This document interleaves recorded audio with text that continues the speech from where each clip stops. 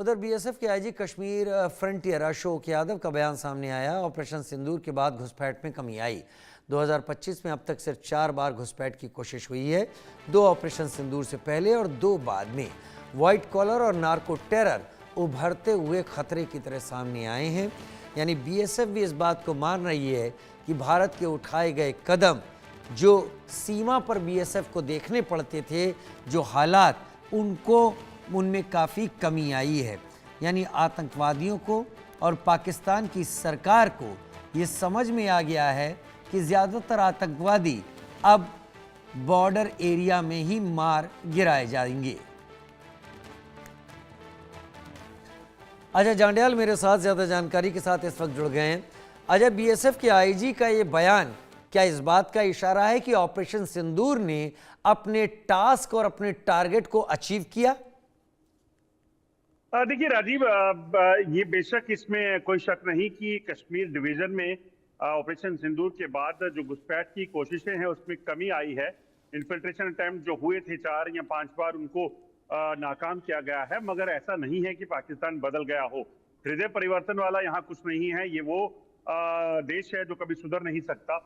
अगर आप उसके मुकाबले में जम्मू में देखें तो घुसपैठ की कोशिशें जम्मू में हुई, और लगातार पंजाब की बात करें तो पंजाब में तो एक अलग रिकॉर्ड बना है, जो ड्रोन के जरिए हथियारों की तस्करी या फिर ड्रग्स की तस्करी को करने को जो है वो प्रयास किया गया है।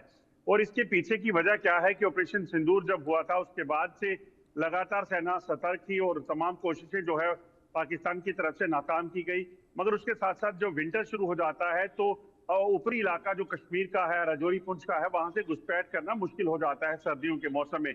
इसलिए ऐसे मौसम में पाकिस्तान जो ग्राउंड का जो लो लाइंग एरिया है, जैसे जम्मू इंटरनेशनल बॉर्डर है, पंजाब का बॉर्डर है, वहां उसका फोकस ज्यादा होता है।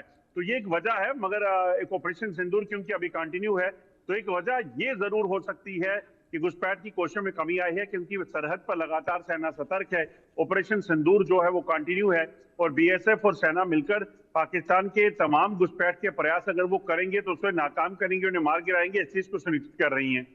वाकई आप सही बात कह रहे हैं, लेकिन इसका मतलब क्या ये माना जाए कि इस दौरान में पाकिस्तान ऐसी कोई कोशिश कर ही नहीं रहा? 2 तो अटेम्प्ट उन्होंने बताए हैं, लेकिन क्या पाकिस्तान बाज आ गया है? क्या बीएसएफ का ये मानना है कि अब उसने उन पोरस एरियाज को सील कर दिया है जिसका फायदा आतंकवादी उठाते थे? देखिए, इसमें कोई शक नहीं कि पिछले कुछ समय में जो सरहद पर इक्विपमेंट्स और गैजेट्स लगाए गए हैं, चाहे वो सर्वेलेंस इक्विपमेंट्स हो, चाहे वो रडार्स हो, या टेक्नोलॉजी का इस्तेमाल करके या फिर वेपन्स हो, इनमें बहुत ज्यादा बदलाव आया हो। और ऐसे में अगर घुसपैठ की कोई प्रयास होता है तो उसका मरना तय है, ये आप समझ लीजिए। यही एक वजह हो सकती है कि घुसपैठ की कोशिशों में कमी आई। मगर दूसरी एक वजह जो है वो मौसम है। सर्दियों के मौसम में जैसे जैसे अब सर्दी बढ़ी है पिछले कुछ समय में, कश्मीर में खासतौर पे, वहां पर घुसपैठ जो है वो कम हो जाती है और लो लाइंग एरिया जो है वहां बढ़ जाती है। दूसरी चीज, पाकिस्तान अब ड्रोन का इस्तेमाल कर रहा है। आपको याद होगा कि पिछले कुछ समय में आपने भी देखा होगा, पंजाब में, जम्मू कश्मीर में ड्रोन के जरिए हथियार, ड्रग्स को यहाँ पे ड्रॉप करने का सिलसिला जो है वो काफी बड़ा है।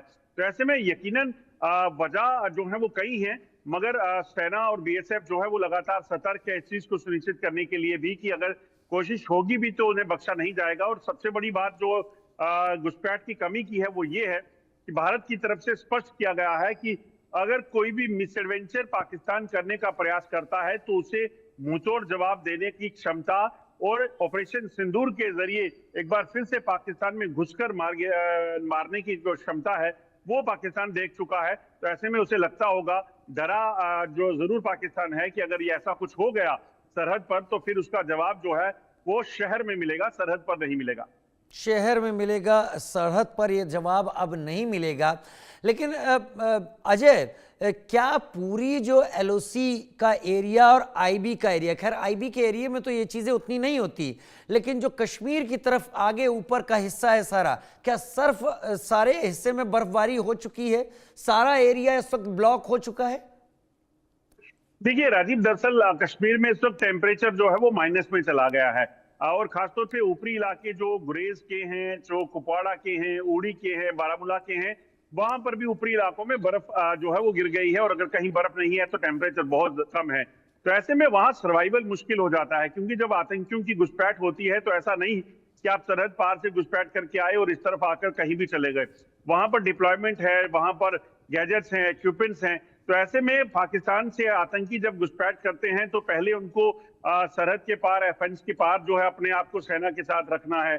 फिर वहां से निकलकर उन्हें जब क्रॉस करना है, फिर यहाँ उनको अकाउंट मिलने चाहिए। अगर आप देखें तो पिछले कुछ समय में जो कार्रवाइयां की गई हैं, ओवरग्राउंड वर्कर के नेटवर्क को उखाड़ फेंका गया, तमाम जो ये जो लिंक्स थे इनके टेरर लिंक्स, उनको उनकी धरपकड़ हुई, उनको जेल की सलाखों में भेजा गया। तो ये सारी चीजें जो हुई हैं, ये बड़ी वजह है जिसके कारण उनको वहां बहुत ज्यादा सपोर्ट लेवल नहीं मिलता है। इसीलिए पाकिस्तान अब नए हथकंडे अपना रहा है।